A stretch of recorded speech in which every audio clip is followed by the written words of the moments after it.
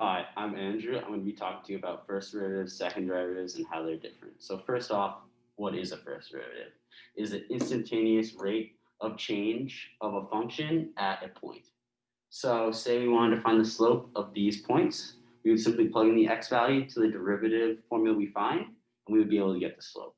So I'll show you that here. So we have a function f of x equals x cubed, and I put one there as a coefficient just for something I'm about to do, which is called the power rule. So the power rule is where you take 3, the power of this function, and multiply it by the coefficient, and then subtract the coefficient, the exponent by 1, and that's how you get the derivative equation. So the derivative of f of x, which would be f prime of x, equals, so multiply 3 times 1, 3x to the second. So that is simply our derivative equation. And then say we wanted to find the slope of a line at this point, 1 comma 9, we'd simply put in the x value, which is 1, and we would end up getting 3. So f prime of 1 equals 3. So that just simply means the slope at this point equals 3. And then the critical points are where the derivative of a function is 0 or does not exist. This helps find the signs of the values past these critical points. So right here at this function, x cubed, we have the critical point 0, comma 0, or just the origin. And then we can do a first derivative test, which is where we simply create a number line. We have 0, and we can find the sign of every value before and after 0 by simply doing this test. So say we plug in -2 for this. -2 to the third is positive, is -8. So we know all values below 0 are negative. And then say we plug in 2, which is just positive, will be +8. We get positive values. So now we know, just using the first derivative alone, we now know all the signs of the values before and after the critical point. We can also find the slope of all of the points on this line. And now, time for second derivatives.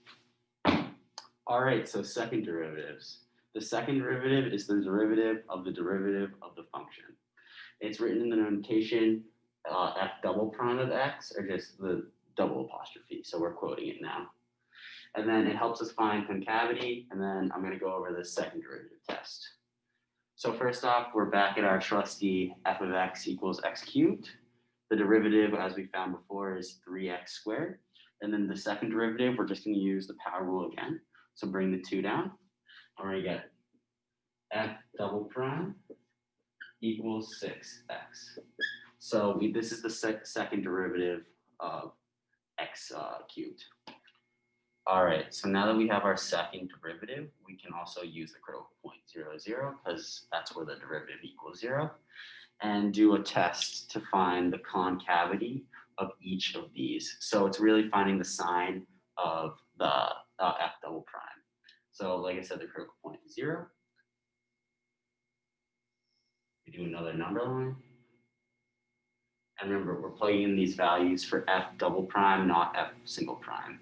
So we know it at 0, so we want to go before 0. We do -1. The value is going to be negative.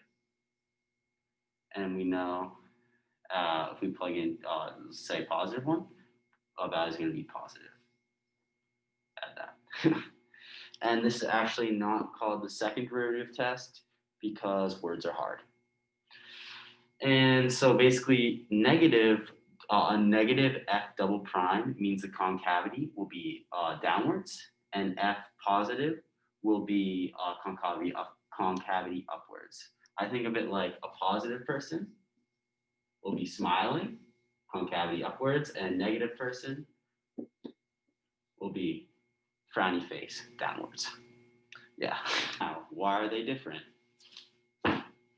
All right, so this is the differences between the first and second derivatives. So first off, the first derivative is derived from the original function, so f of x, whereas the second is derived from the derivative. I showed that to you previously.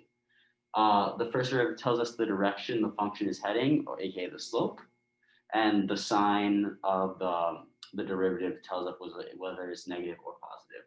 Whereas the second tells us about concavity, whether the function is heading upwards or downwards. upwards or facing upwards or downwards. And this is to go with the different types of points. So we have critical points, which tells us where the direction of the slope or the sign of the slope changes. So these are often zeros or where they do not exist. Whereas the second derivative, we have inflection points, which tell us where the concavity changes. And these 2 points are not actually the same. Let's do some practice. All right, and time for some practice. So right now we have a graph with some intervals as well as f prime and f double prime. We're going to determine the sign of the slope and the sign of the concavity, or the sign of each of these to determine the slope and concavity. So the slope here is obviously positive, but the concavity is downwards. So we have positive and then negative. As for this one, the slope is still increasing.